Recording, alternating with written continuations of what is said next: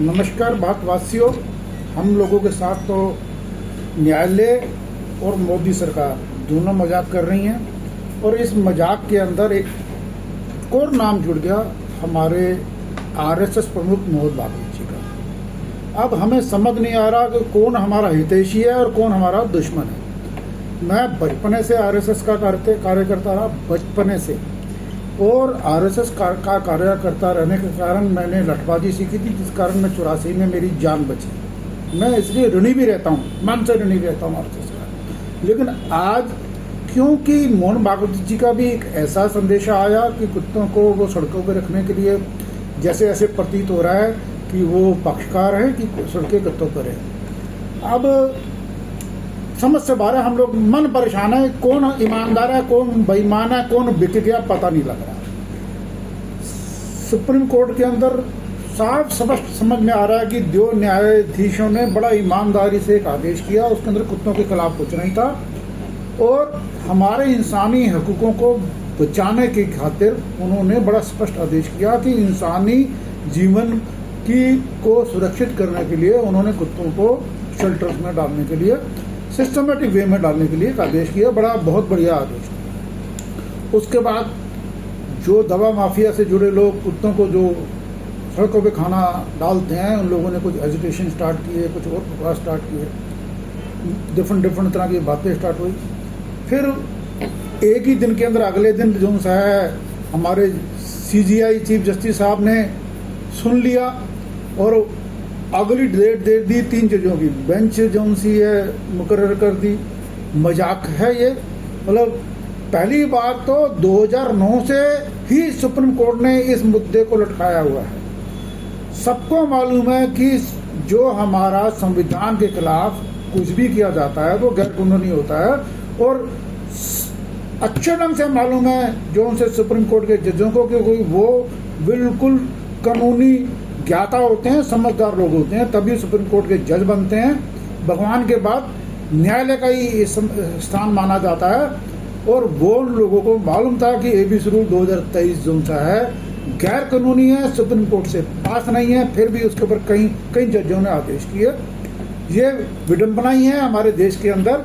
और क्योंकि देश का सिस्टम एक ऐसा सिस्टम है, न्यायपालिका के जजों को कोई कुछ नहीं कह सकता, आईएएस अफसरों को कोई कुछ नहीं कह सकता, ये कुछ भी करें, कुछ भी गलत करें। और नेता तो हमारे जो से हैं वो बेलगाम है ही नहीं, चारों तरफ भ्रष्टाचार है, दवा माफिया सबको खरीद के बैठा है, ये पता लग रहा है।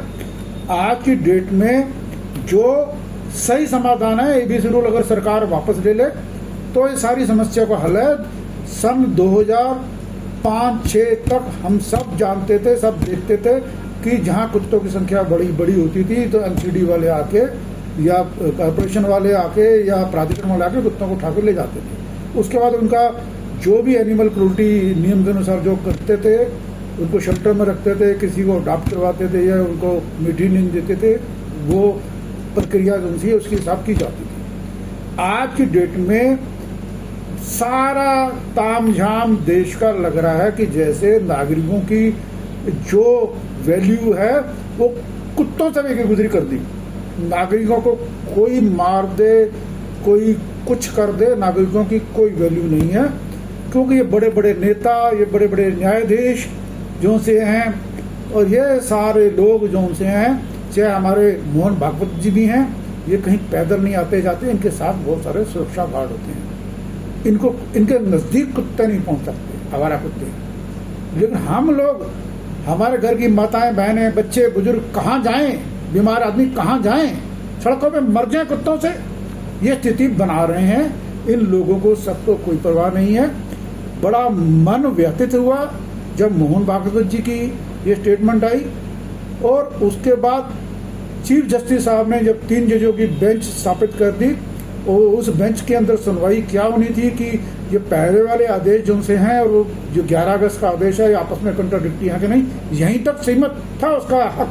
लेकिन वहाँ सुनवाई जो सी किस चीज़ पे हुई आप सबने सुना, उसके अंदर डिफरेंट एनजीओ के आके वो कितना बढ़िया है एनिमल क्रूल्टी एक्ट, इस पे बात हो रही थी। तो ये मजाक किया जाने लग रहा है। और अब मुझे लगता है कि कोई इस दफ़ा उल्टा सीधा आदेश आ गया तो देश के अंदर जो जिनके भी बच्चों को कुत्ते मार देंगे या जख्मी कर देंगे तो ये पॉसिबिलिटी है कि गृह युद्ध की स्थिति बने और आम नागरिक ऐसे जो आवारा कुत्तों को खाना देते हैं उन लोगों को जान से मारने लगे, कुत्तों को जान से मारने लगे। इससे क्या होगा कि उल्टे सीधे केस बनेंगे, देश के अंदर कानून व्यवस्था खराब होगी, ये स्थिति बन सकती है। इसलिए देश की सरकार, देश के न्यायालय के जो हमारा सुप्रीम कोर्ट की जिम्मेदारी बनती है कि देश के अंदर ऐसे हालात नहीं बने। और मैंने पिछले लोकसभा चुनाव से पहले कहा था कि मोदी जी, अगर आपने मेनका गांधी को टिकट दी तो बीजेपी पूर्ण बहुमत नहीं ला पाएगी, हार भी सकती है। ये मेरी भविष्यवाणी थी, भविष्यवाणी। और मेनका को टिकट देने के बाद मैंने पूरी भविष्यवाणी की थी कि मेनका चुनाव नहीं जीतेगी। मेरी दोनों भविष्यवाणियां सही साबित हुई। अब फिर मैं कहता हूं, अगर यह खेल जो अब न्यायालय के साथ हमारी सरकार मिलकर खेल रही है, ये ऐसा हो गया कि नागरिकों को इग्नोर कर दिया, हमारे हकों को इग्नोर कर दिया, तो अगली बार बीजेपी का सूपड़ा साफ है। लोगों को बीजेपी तब प्यारी है जब हमारी जान माल, हमारे बच्चे, हमारा परिवार सुरक्षित है। हिंदुत्व भी तभी सुरक्षित है, सनातन भी तभी सुरक्षित है कि जब हम लोग जिंदा हैं। और हम लोग ही नहीं है तो काहे का सनातन बचा, काहे का हिंदुत्व बचा, और काहे का भारतवर्ष बचा। नागरिक सुरक्षित नहीं है तो फिर कुत्तों से ही वोट ले लेना, कुत्तों से ही सारे काम करा लेना, कुत्तों से देश की सुरक्षा करा लेना। मेरा स्पष्ट मैसेज है सुप्रीम कोर्ट के चीफ जस्टिस साहब को, मोदी जी को, अमित शाह को। राहुल एक और ड्रामा कर गया कि हाँ भी कुत्तों की बात कर गया, सड़कों पे रहने चाहिए। ये सारे मिले जुले हैं, सब बिक गए, दवा माफिया ने खरीद लिया इनको, मेरा यही कहना है। और ऐसे खरीदे हुए लोगों के ऊपर हम देश के नागरिक भरोसा नहीं करेंगे। जोगिंदर सिंह, गौतम बुद्ध नगर।